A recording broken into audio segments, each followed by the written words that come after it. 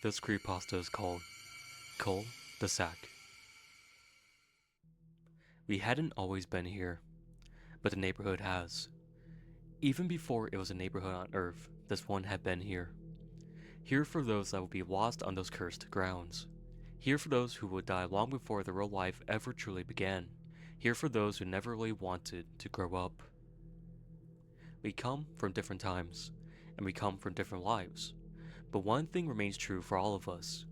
We lived on the earthly realm of the neighborhood at some point in our lives and died long before our time was supposed to come. We don't remember much of our lives in the cul-de-sac since the last member of our group joined us, and certainly we won't remember now when the next spirit comes. But here is what we do know. Rolf was the first one to come here. Unlike most of us, he was born in the far-off lands and even in the afterlife hadn't lost touch of his old world upbringing. He lived in the neighborhood before it was developed. The son of a shepherd, he and the rest of his family came to start a farm on the lands that would soon turn into the place we will all eventually reside in. He died in 1903 while tending to the family's animals.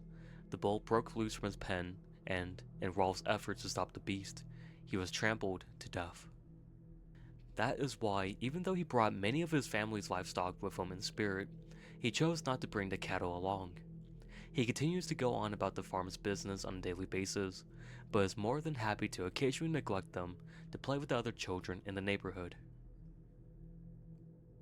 Johnny was always the lonely child. In fact, Rolf actually became his first human friend ever when he came to the cul-de-sac after his death. His parents moved onto the grounds of Rolf's former farm not long after his death. With no other children around and no field work to take up his time as it did Rolf's, Johnny drew into his own mind to a great extent. From that point, Plank was born. Together, they wander about the countryside climbing trees and getting themselves in trouble. Sadly, this didn't last forever as a few years later, Johnny became bedridden with an illness. In 1922, he died after a long battle with tuberculosis. He saw his imaginary friend Plank standing by him to take his last breath. Even now in the afterlife without the countryside to play in, Johnny still wastes much of his time frolicking through the backyards and streets. Eddie was the next to come. Eddie was born in New York City, but moved to the neighborhood in 1932, just as the Great Depression was hitting full swing. The neighborhood, while still different, was beginning to take form from the feels of his past as families moved in and split up the lands that had once belonged to Rolf's family. Always a schemer, Eddie looked to do anything to bring some comfort to his very bare family life, even if it costed him a friendship of others. Eddie died in 1939, after one of his grand plans to swindle a sap backfired. He drowned trying to cross the local river after trying to run away from the angry kids that he had tried to deceive. Even in the afterlife, he keeps chasing after the almighty dollar.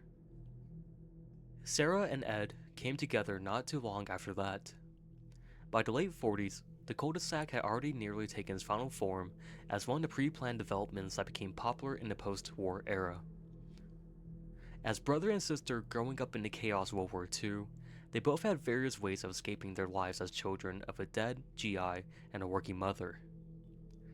Sarah became enraged and controlling as she sought to make sure that everyone around her knew that she was in charge, all in an attempt to copy off her view of the hustle and bustle of her often working mother.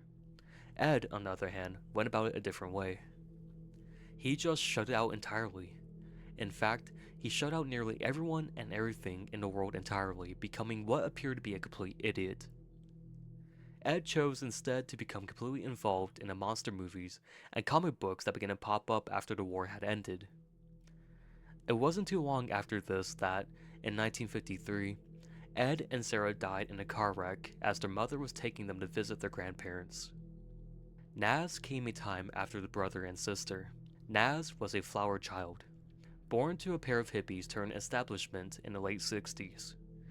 She was a naturally beautiful girl that had always had a way with the boys and men alike.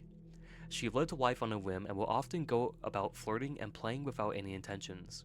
She died in possibly the most horrible way of any children in the neighborhood.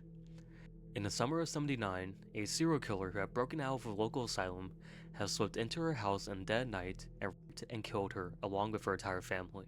In the trauma of these events, she, in a way similar to Ed, shut out the world entirely and forgot about her parents and siblings, which is why in the afterlife she doesn't ever receive demands from the non-existent parents unlike many of others.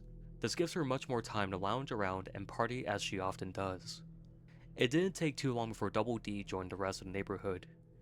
He was the child of two highly controlling professionals in the age of greed that, despite their constant absence, dominated his life. As such, Double D became quite the intellectual, and a rather meek and shy figure.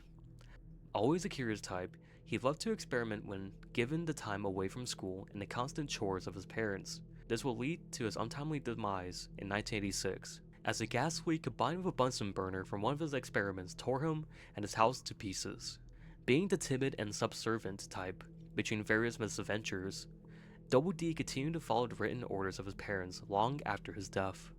Kevin was next to join the group. He was born to the day of Double D's death, as in many ways his polar opposite. Kevin came from a broken home and developed a bold personality. In life, he was cynical and angry, and took out on many of the other children. His abusive father will rarely pay him any attention in life, and will end up bringing about the end of it. In a drunken rage, his father beat him after Kevin attempted to stand up to him. He died on the way to the hospital in the winter of 1999. His father spent the rest of his life in prison. In the afterlife, Kevin changed his perception to the opposite of what his life really was, with a distant father who would shower him with gifts. However, he continued to maintain his bullying even in death. Jimmy was the last to come to the Cul-De-Sac. He died in 2000, not long after moving into the house that Kevin's father had once lived in. He had leukemia since he was barely old enough to walk. As such, he was always a very sickly child, and due to his overprotective parents, he never really got to be around other children. He lived his days out of his small bedroom completely neglected by the outside world. Jimmy lingered for quite some time in a state of near death, but in the end finally caved into the suffering of his lifelong illness. The Kanker sisters were different from any other denizen of the Cul-De-Sac. They are never of the earthly plane of existence. Instead, they are children of demons not too dissimilar to the succubi of human lore. They seem to possess abilities impossible by the standards of the others, such as the ability to appear nearly anywhere instantly. They are sent from hell to torment the already tortured souls in the neighborhood. Surprisingly, they are attracted to the Eds for unknown reasons, although it is speculated that they are the weakest-willed members of the neighborhood and are seen as easy targets by them, despite that they are universally loathed and often feared by everyone, including the Eds.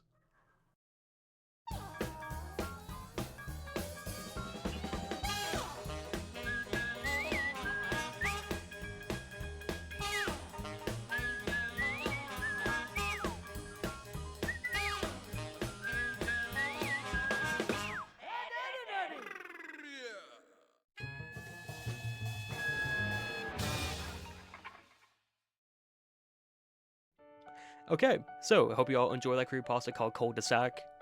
I did this one before, but I decided, hey, why not just redo it again so I can edit videos and, do it the justice as I can. Also, hopefully y'all enjoyed me putting the actual ending credits to Ed and Eddie in this one, because when I add the end credits to the SpongeBob video that I reposted a week ago, I decided, hey, I might as well just put it on this one because it is also a creepypasta regarding cartoon, so I thought it might as well be cool and also have both my outros so you guys can still hear me, see me without just having it be my voice. I don't know, I like adding this part at the end of my video, so hopefully y'all enjoy it as well. I'm not gonna bore you guys with the whole Gamer Sauce thing because I'm not sponsored by them. Yeah, but if you did enjoy it, please like and consider subscribing. It does help the channel and it is free. Outside of that, I had nothing else to say, just thank you all so much for watching, and I'll see you guys later. Bye everyone.